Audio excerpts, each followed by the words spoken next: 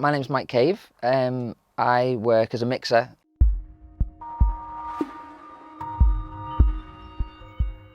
I came through the traditional route of a commercial studio as a tea boy, basically. I make a great cup of tea. I spent many years making cups of tea. And then obviously went through the transition of tape op, in-house engineer, and eventually, going freelance as a producer.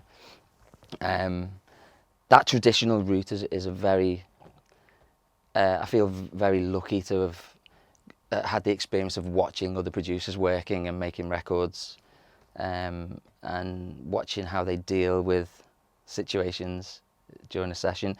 So I feel very, very privileged to have experienced that route into the industry, and I'm just busy making records, and that's what, hopefully I'll be busy for.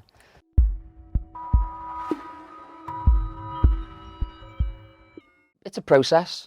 It's not something that you can expect to happen in a couple of years.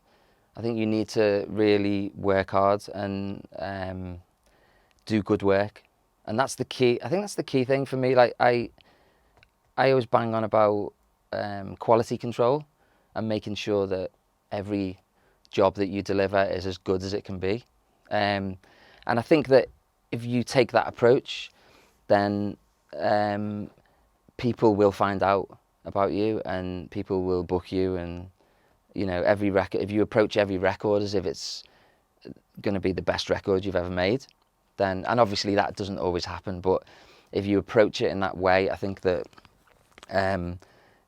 you can be pretty sure that it's going to be quality at the end, and you're only as good as your last job, and that's very true in this industry. So you could have 10 hit records and then you make a bad record and all of a sudden the phone stops ringing, so that's that's the way I approach it. It's just, if I can keep the quality up and I can deliver great records on time, on budget, the phone keeps ringing and the record companies will book you again. So that's been my approach.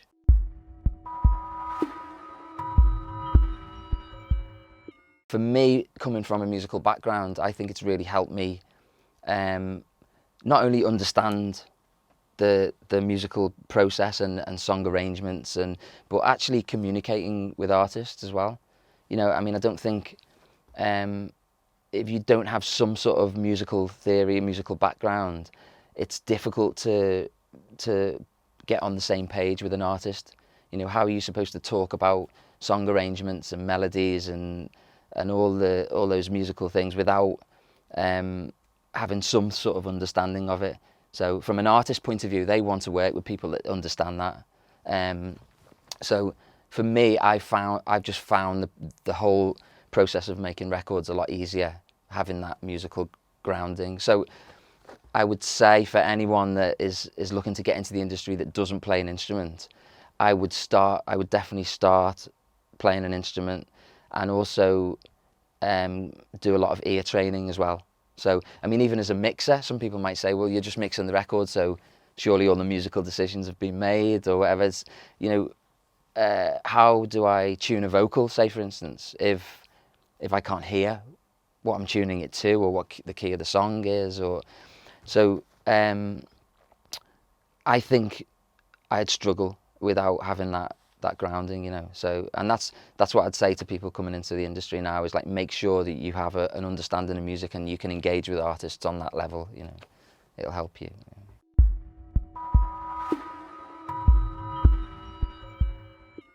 I always say to people, like, this job is like, obviously we need to know how to use the equipment, we need to understand the technology, but I'd say that's 10% of the job. The 90% is people skills.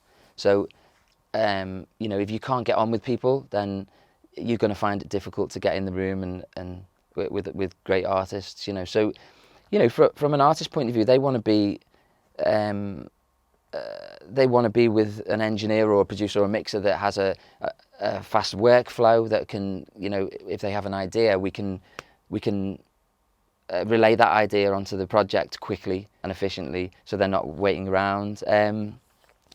and also a safe environment as well, especially for established artists like who maybe struggle when they walk through the street. You know, they have people wanting a signature, an autograph or whatever. Artists want like a safe space where they can be creative without that. So, you know, I have seen in the past where an intern, say for instance, has sort of crossed the line in that respect and asked for an autograph or a selfie or something, and lost their job because that's just not something that is okay in that environment, you know. So it's learning the etiquette, I think, is really important, and learning what, you know, how to get the best out of an artist, you know. And that's what hit records are about. You know, you listen to the majority of hit records are about two things really: a great song and a great performance, and then obviously great production on top of that. But without the song and the performance, you're sort of nowhere, you know. So a big part of our role is being able to extract great performances from artists, you know, and that's not always easy. You know, we have a very limited time frame to sit down with an artist before a session and work out how we're gonna get those performances from that person, and it's very bespoke. You know, what works for one artist next week may not work for someone else, so you've got a very limited time to work out how to approach a project and how to get the best out of them. And if we don't do that, we haven't really done our job, you know. So.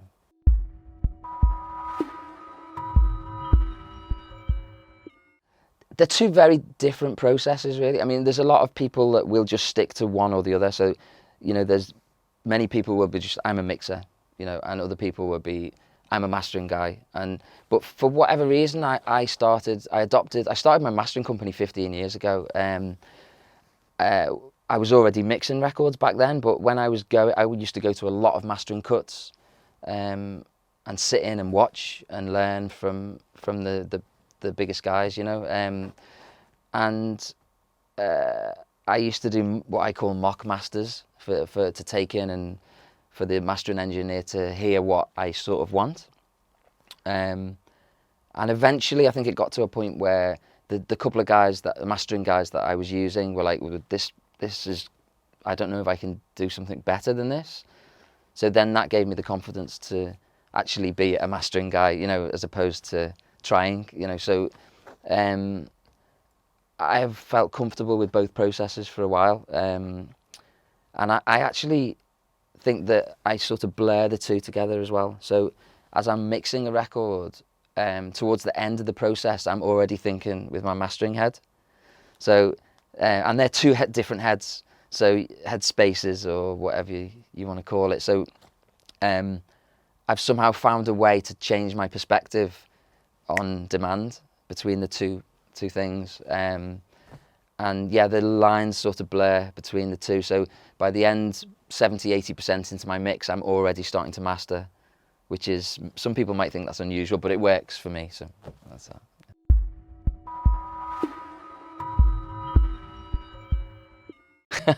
Well, I mean, it's, you know, every project's different, and, you know, a lot of people, I see with a lot of people coming into the industry, they're very excited about the equipment and the techniques and the tips and tricks and plugins, and for me, it's not really about that, it's about music. I mean, the reason I got into this is because I'm into music. So for me, I make a lot of decisions on my gut instinct, which actually speeds things up as well. Like, I tend to trust, and I say to people coming into the industry, try and learn to trust your instinct of what feels right, and usually that's the first decision you make, because it felt good. So I tend to get people to try and just go with that instead of overthinking things. So yeah, it's all about music for me, basically. You know, all the other stuff is secondary. And every project, I think the best things about the industry is when you get those projects that you genuinely just feel a connection to musically, you know, and they move you emotionally, working with great artists. And that for me makes it all valid, but it takes a bit of hard work to get to that point, so you just have to keep chipping away. And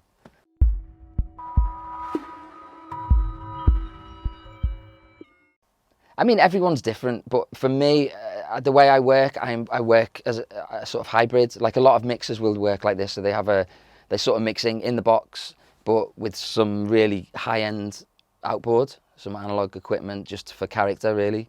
And there's good and bad in both, you know. So I use both, like a hybrid setup. I think the most important thing for workflow is recall, because if you go back, say 10 years or so, you know, a lot of people were still mixing in analog desks, which has a great workflow, but then when someone wants a mix recalled, we have to then book the studio again, and there's a big cost element, and it never used to sound the same anyway the next time we'd recall. So as technology advanced, and then we have recall in Pro Tools and all these other workstations, the record companies realized that, oh, what's this recall thing that's going to save us money, you know? So so now it's got to a point where the record companies expect instant recall on your mixes. And what I mean by that is that, say I deliver a mix today, and then I start a new project tomorrow, and then maybe in a few days the label come back and say, can you turn the snare up on this last mix? And I'm right in the middle of another job. So I need to be able to, if I haven't got recall, there's no way that I could do that for them. They'd have to wait another week or something. So it's important for us to find a workflow where we can just have a break from the project, 10 minutes up, change the snare, deliver that mix, and then carry on with the other project. So that to me is a fundamental part of what we need to do as a mixer now. Without that workflow, I don't think I would be hired as a mixer from a major on this to the same extent that I am. It's almost like a given now that that's expected, but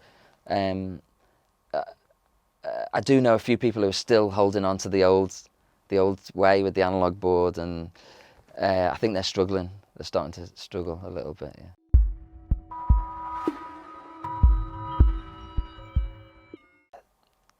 Perspective, maybe. You know, I think it's important to. It's human nature that if we spend too long on something, that we lose our way with it a little bit. You know, if I spend a couple of days mixing something, then I need to take a break from it really before I sign off and say that's done. So, and I think a big part of what we do is finding a way to keep that perspective, and we use lots of different tricks to hold that together when we're very busy and we've got lots of different projects coming through. That's challenging, I think, especially when you're doing long days and your ears can get tired. You know, we find other ways of, whether it's referencing other records or, you know, taking breaks at the right times. We have to find a way to deliver fast and still be 100% sure that what we're signing off on is going to translate, you know. So that can be challenging. And, you know, we're dealing with that. At the end of the day, we work in a creative industry with creatives. There's challenges that come with that. And people can change their minds at the last minute on things, and schedules can change. And so we just have to be able to react quickly to situations. That's the thing.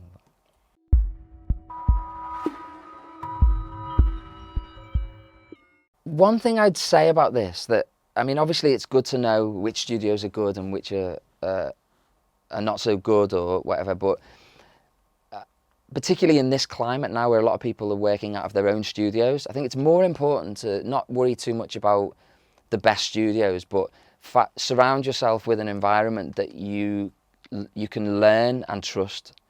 So what I mean by that is that, you know, there's no such thing as a perfect room. This is actually a very good room, actually, acoustically, but there's no such thing as a perfect room, and there's no such thing as flat monitoring, you know. So every room and every sound system has problems, and if we're moving from one studio to another all the time, then we have to learn those problems very quickly. But as a mixer, it's important to know our environment, and a mastering engineer as well needs to have a very controlled room.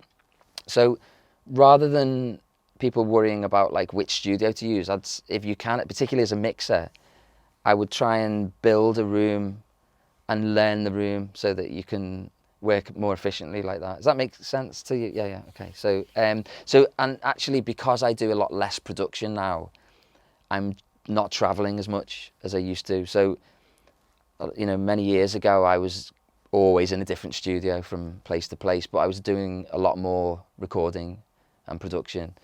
For the last 10 years, I don't think I've mixed a record anywhere else apart from my own studio. It just makes sense to do it that way. So I'm a bit, I guess, out of the loop with other studios. You know, it's like I just focus on getting my room right and learning my room, and I don't know what else goes on outside of that.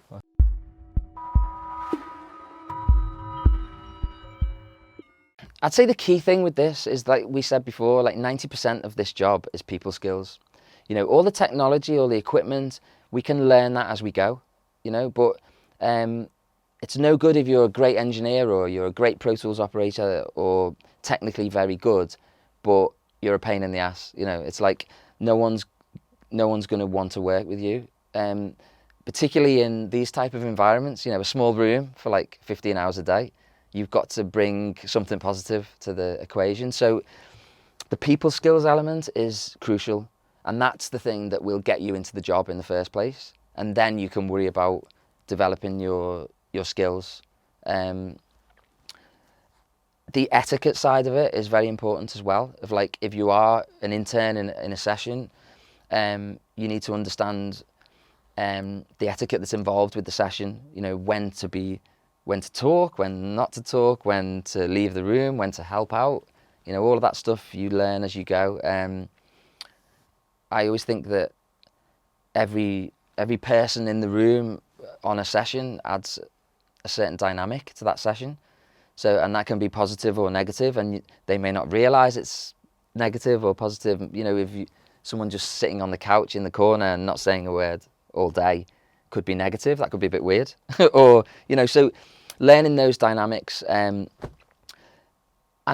also as well, this is something that we were talking about before, is how to approach professionals with a view to getting work.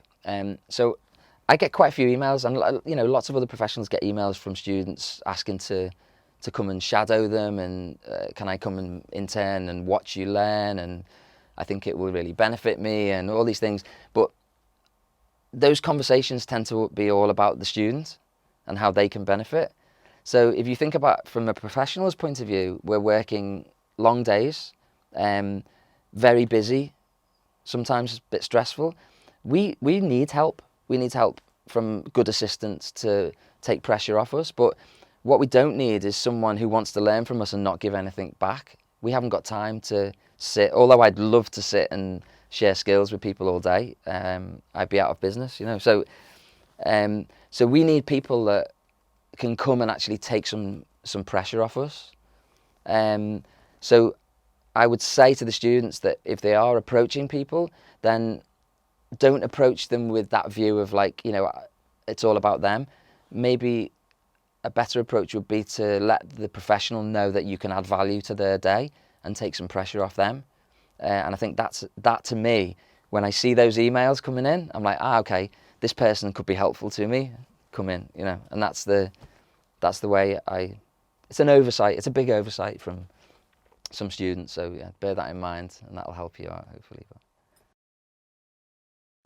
I'm Mike Cave. I'm here in Spain at SAE Institute. I just want to say hello to the students, and I feel like I've had such a warm welcome from you guys and the staff, and I'm already looking forward to coming back. So thank you for having me.